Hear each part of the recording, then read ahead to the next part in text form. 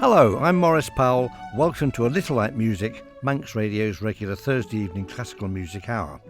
And I'm going to continue the theme I started last week, which is playing some light music premieres, pieces that I've certainly never played on the programme before. And some of them I've never heard before. I acquired a few new CDs for the collection, so I hope you'll enjoy these. There's one or two treasures here. We're going to start off with an overture by Ernest Tomlinson, the only great light music composer I ever had the privilege of meeting. He was the custodian of the Light Music Society Library, which at one time was held in a huge barn next to the farm where he lived near Longridge, near Preston. And every year they used to have an annual meeting there, of course, and a few musicians would get together and Ernest will conduct. We'd play through some light music pieces, maybe even do a concert the next day. There were a joyous few years. I didn't get to know him very well. I was just a horn player who tagged along in the orchestra. But I do remember talking to him, and I remember asking him, strictly as a horn player, why he made his music so difficult to play. Because it's things that sound very easy, tripping away in the background on a CD, are actually quite tricky. And he said, well, of course, when I wrote these pieces in the 50s, 60s, 70s, 80s, whenever, he was writing for some of the finest orchestras in the country. So I pulled all the stops out. Well, fair enough, Ernest. He was a delightful man with a fund of stories. He knew everybody, from Eric Coates through Robert Farnan, through Ronnie Binge, everybody. And as I say, a very entertaining chap he was, and a very good conductor, even in his very last years. Very good, very perceptive and demanding, definitely demanding. So here we have a piece I've never played before, and I didn't even know. It's called The Rhythmic Overture, subtitled Highway to the Sun. Written in 1962, and it evokes a car journey he and his wife made through Italy. There's some car horns in Milan and a nice quiet siesta section. Rhythmic Overture by Ernest Tomlinson.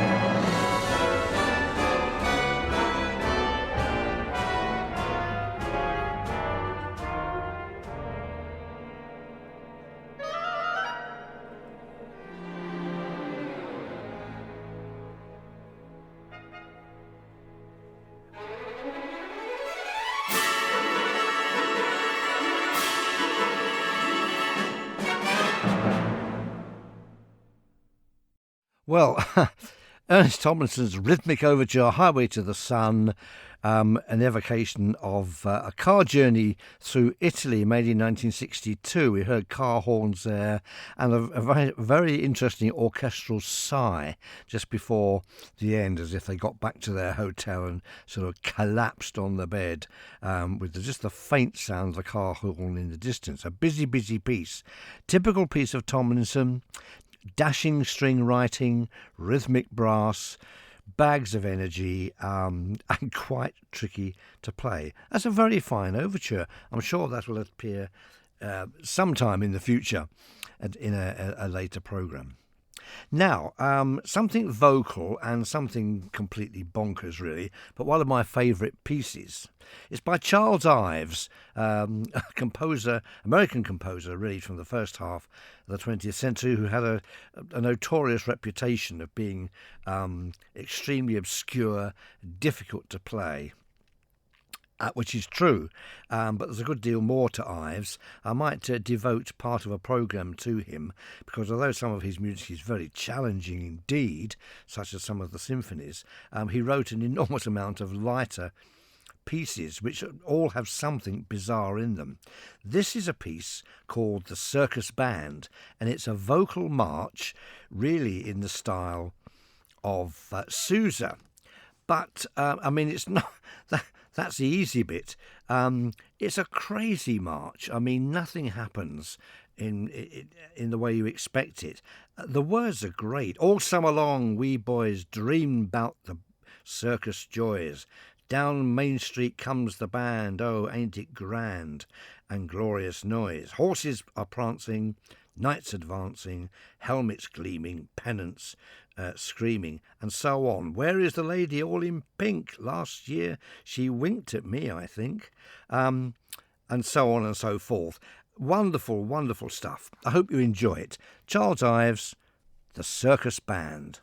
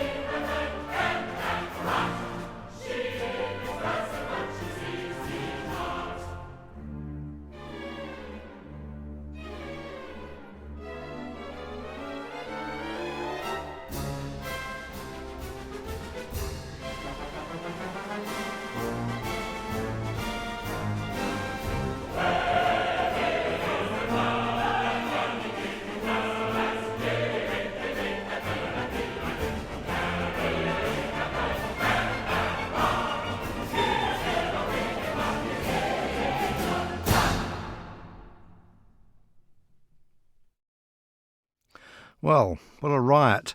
Charles Ives, the Circus Band. Extraordinary piece. I absolutely love it, particularly the bits where he has sort of verses running simultaneously, which just adds to the general sort of chaos. Ives was very fond of that. I can think of at least two pieces for orchestra where I think on one of them, I can't remember its name, I'll get a few more details. He has like two bands approaching from different sides of a town, and they cross with all the cacophony you would imagine, and then disappear again each side. He does this again in one of his symphonies as well. Remarkable composer. I suppose he's kind of like an American Percy Grainger. His music is extraordinarily difficult to play, written for outlandish combinations, and just quirky at every turn. We shall return to Charles Ives in some form or other. So, let's move on to another of my sort of light music premieres, and this is the music of Anthony Hedges, who I don't think has appeared in this programme before. I might be wrong, I'll have to look back at my lists, but I can't remember a single piece of his that we played. He was an Oxford man, and he studied music at Keble College, and he spent all his life in academia, really. He was at Hull University and knew the poet Philip Larkin, and he wrote a good deal of light music. This particular piece I'm going to play is three short movements called West Oxford Walks, and it was written for the Oxford Community Association in 2002.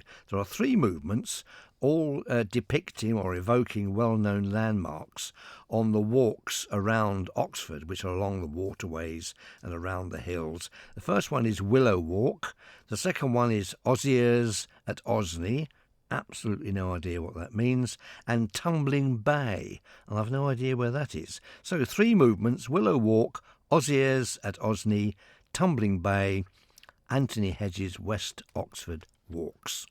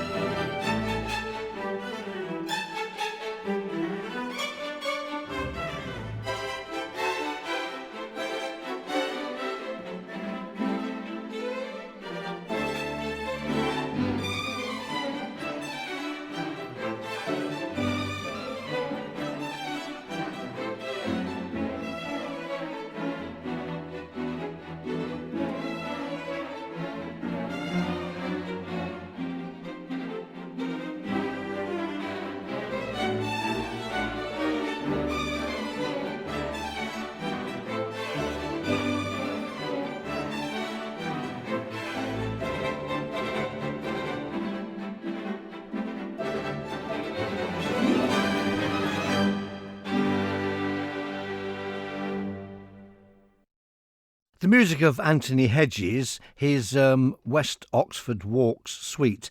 We heard The Willow Walk, Oziers at Osney and Tumbling Bay. Very attractive music. I shall look at some more of Anthony Hedges' pieces to see what I've got locked away in the collection. But I enjoyed that. Something obviously very English about it, the way it's sort of like rhythmic and it lilts and lovely sort of sweeping string moments. Very nice stuff indeed. Now to a contemporary of Elgar. One of two contemporaries of Elgar, they're Parry and Stamford, who of course have lived somewhat in the shadow of Elgar, which is very unfair. They were both famous before Elgar wrote any of his most famous pieces, and in the case of Stamford, he went on writing music long after Elgar had really finished writing the music for which he's best known. But I'm going to concentrate on the music of Parry today, and I'm going to have a look at the Symphony Number 3 in C major, the so-called English Symphony, written between 1888 and 1889. So just to put that in context even, that's just before Elgar wrote his Enigma Variations. He'd already written Blessed Pair of Sirens, a very fine choral piece, and he was going to go on to write I Was Glad, the coronation anthem, which of course is a favourite of King Charles. What we say about Parry? Well, his music has been really badly neglected. He wrote, I think, 7 symphonies, and I know most of them are very fine indeed. The first 2 were immediately popular, and this third symphony was said to be, for 20 years, the most performed symphony by an English composer. So surely it's worth dipping into. How can we have ignored this piece for so long? I'm going to play the slow movement Andante sostenuto, which is the heart of the symphony. And it's a mixture, really, of introspection, tinged with melancholy, and with some beautiful yearning wind and wonderful sweeping string melodies. So this is the second movement, Andante sostenuto, from Hubert Parry's Symphony Number 3.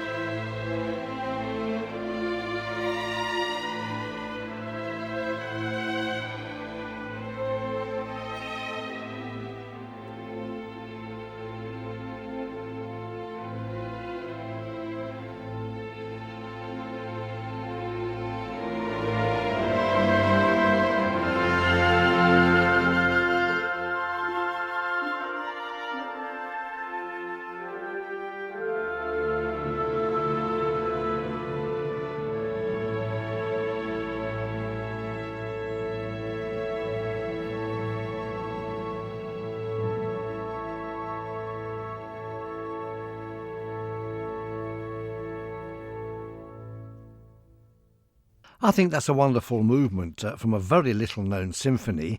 It's the Andante sostenuto, the slow movement from Hubert Parry's Symphony No. 3 in C major, the so-called English. Now, you might imagine that Parry's music would have some influences of Wagner, but I don't hear anything of Wagner there at all. It's Brahms that comes to mind. There's a Brahmsian richness in the orchestration and a sort of Brahmsian seriousness of purpose, which is quite unusual. That's quite a deep, interesting piece of music. Parry was by no means an also-ran to Elgar. We simply don't know enough of his music, or, for that matter, of Charles Villiers Stanford. Are all very much contemporaries, and we might have time for a piece of Stanford in 5 minutes or so. In the meantime, something daft. Charles Williams. Now, he's best known for The Devil's Gallop. Well, I won't sing any more. It's too embarrassing.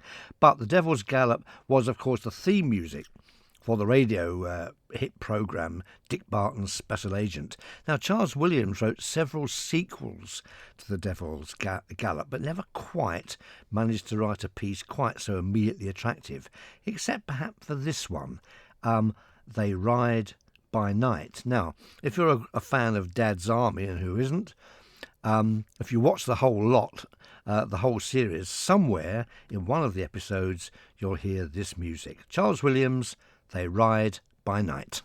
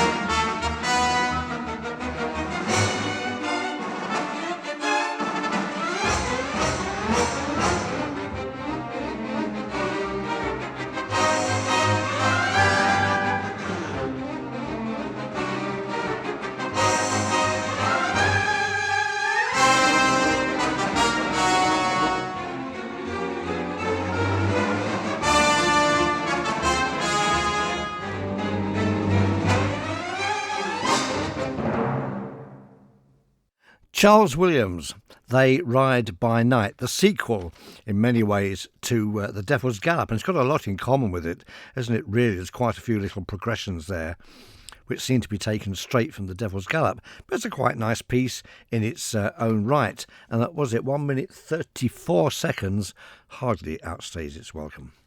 Now, I mentioned the music of Stanford, Charles Villiers Stanford, a while back, and we'll hear something now. But I really should devote a lot more time to Stanford. It's best known, well, perhaps not best known, but his sea songs, including Drake's Drum and the Old Superb, are, of course, very well known. He wrote a good deal of sacred music. He wrote 7 symphonies. He was a very fine symphonist, like Hubert Parry, and he wrote operas as well, one of which I've heard, and it's a quite remarkably interesting piece. Stanford's music... It's not really in the repertoire, as it should be. He was a very interesting composer and at one time principal of the Royal College of Music. And in fact, he was the composition teacher of Haydn Wood, very much adopted as the Manx national composer. So, interesting chap. Now, he wrote a suite for violin, opus 37, in 4 movements. Here is, in fact, it's in 5 movements. I lie. I frequently do on this programme. I make it up, really, as you know. But yes, 5 movements on the suite for violin, opus 32. I'm going to play the 4th movement, tambourine.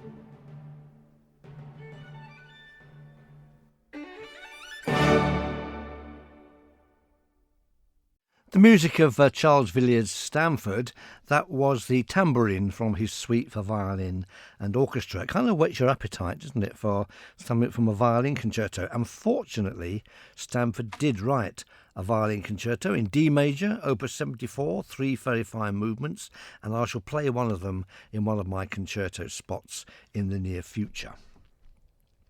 Now, last week I played one of Percy Granger's folk song arrangements. It was 17 Come Sunday, I think, as a kind of extra piece after the Vaughan Williams folk song suite, which includes the folk song 17 Come Sunday. Now, I'm going to play another of Percy Granger's wonderful arrangements. This is Brig Fair, written in 1906 for tenor and choir. Now, he collected this particular song from an old guy called Joseph Taylor in Brig, Lincolnshire, in 1905. Now, later, Delius was so enamoured of this particular setting that he used Percy Granger's arrangement of this folk song as the basis for his own orchestral rhapsody, Brig Fair. So quite an interesting history. So here then is Percy Granger's Brig Fair. It was on the 5th of August, the weather fine and fair, unto Brig Fair I did repair, for love I was inclined.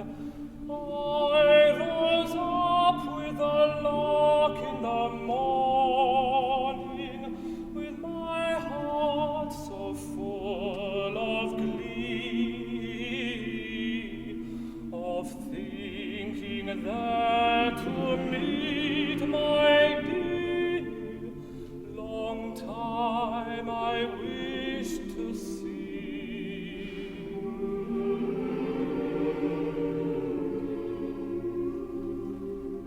I took hold of her lily-white hand, oh, and merrily was her heart, and now we're met together.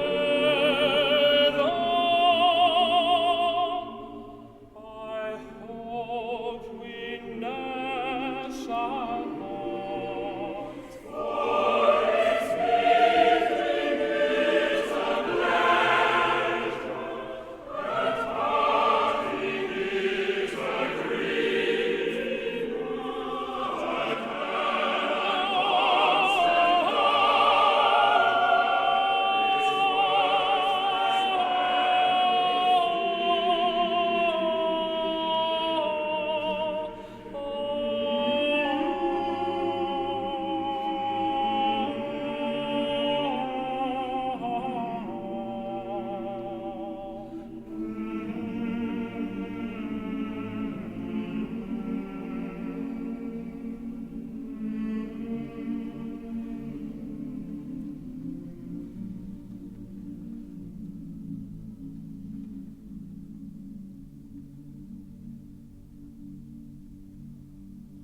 The green leaves they shall wither, and the branches they shall die,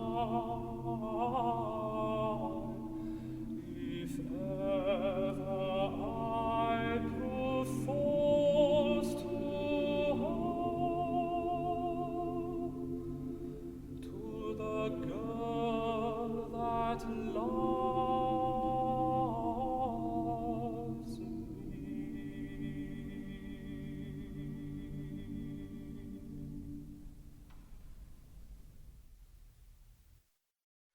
A wonderfully haunting setting there of a folk song collected by Percy Granger in 1905 from Lincolnshire, Brig in Lincolnshire, Brig Fair, and completed in 1906, tenor and wordless chorus. A lovely, lovely piece.